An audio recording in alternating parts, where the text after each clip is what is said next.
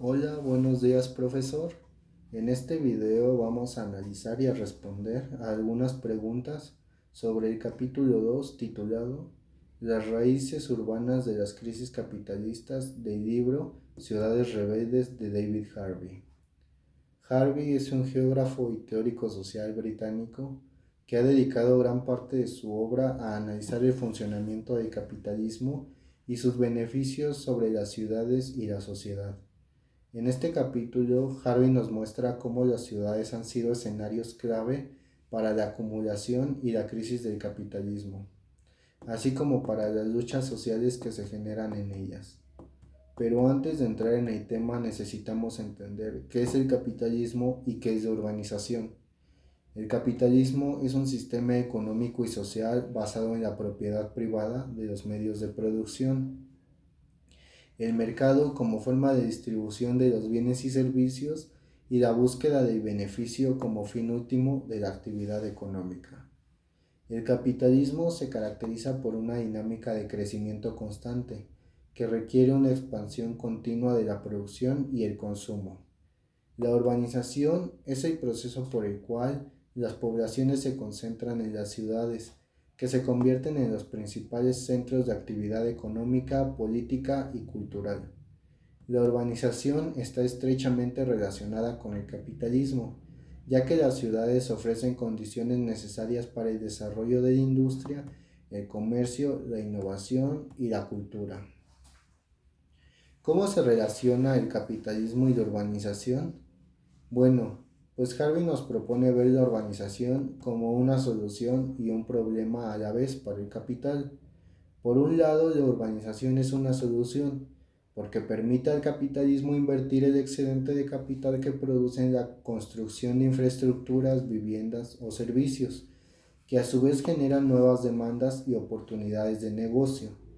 La urbanización también crea un espacio propicio para la acumulación del capital, al facilitar la concentración de la fuerza de trabajo, la división del trabajo, la innovación tecnológica y la organización política.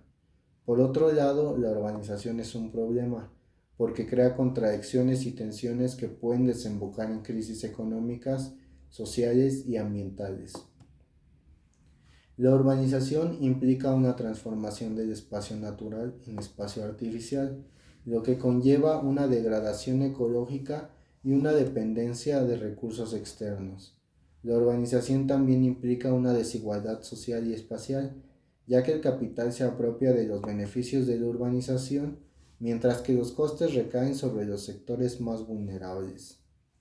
La urbanización también implica una conflictividad política y cultural, ya que los diferentes actores que habitan las ciudades tienen intereses y visiones distintas sobre cómo organizar el espacio urbano. ¿Cómo se manifiestan estas contradicciones en forma de crisis? Harvey nos ofrece tres ejemplos históricos de crisis urbanas relacionadas con el capitalismo. La primera es la Gran Depresión de los años 30, la crisis fiscal de Nueva York de los años 70 y la crisis financiera global de 2007 a 2008. En cada uno de estos casos podemos observar cómo hubo una sobreacumulación de capital en el sector inmobiliario y financiero, que creó una burbuja especulativa que terminó por estallar cuando la demanda no pudo seguir el ritmo de la oferta. Esto provocó una caída en el valor de los activos, una contracción del crédito, una reducción del consumo y una recesión económica. Estas crisis también tuvieron consecuencias sociales y políticas graves para la población urbana, que sufrió las secuelas de la pobreza, el desempleo, los desahucios, los recortes sociales, etc. ¿Cómo se han intentado resolver o aprovechar estas crisis?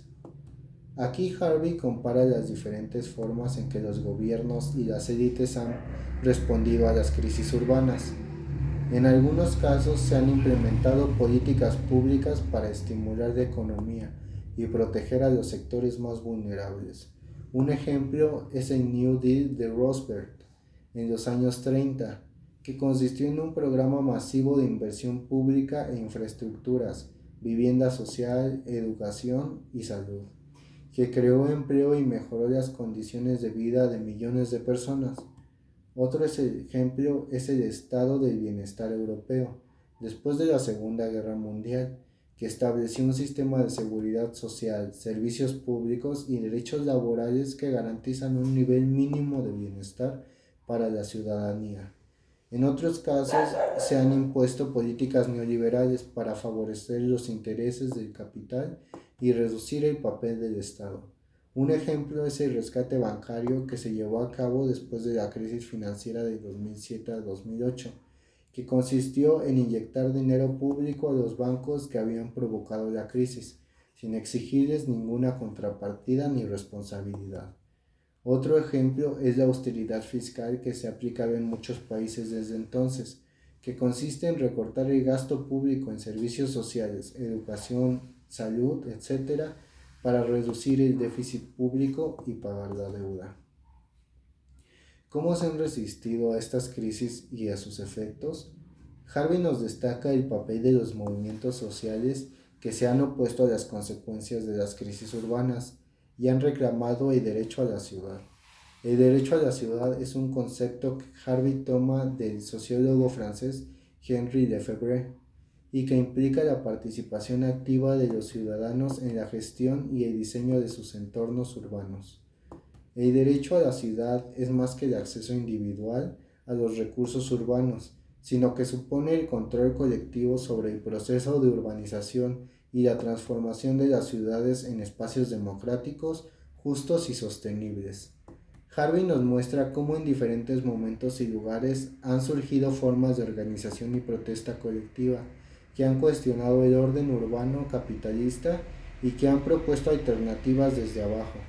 Algunos ejemplos son la Comuna de París de 1871, que fue una experiencia de autogobierno popular que tomó el control de la ciudad frente al gobierno conservador. El movimiento Occupy Wall Street en 2011, que fue una ocupación pacífica del espacio público para denunciar la corrupción del sistema financiero y político. El 15M en España en 2011, que fue una movilización ciudadana que reclamó una democracia real y participativa frente a la crisis económica y social, o las revueltas en Brasil y en Turquía en 2013, que fueron propuestas masivas contra el aumento del transporte público y los megaproyectos urbanos que desplazaban a las comunidades locales. Para concluir, podemos decir que este capítulo nos ofrece una visión crítica y profunda de cómo el capitalismo y la urbanización están íntimamente relacionados y cómo esto genera crisis periódicas que afectan a las ciudades y a sus habitantes. También nos muestra cómo estas crisis son oportunidades para cuestionar el sistema dominante y construir alternativas desde abajo, basadas en el derecho a la ciudad.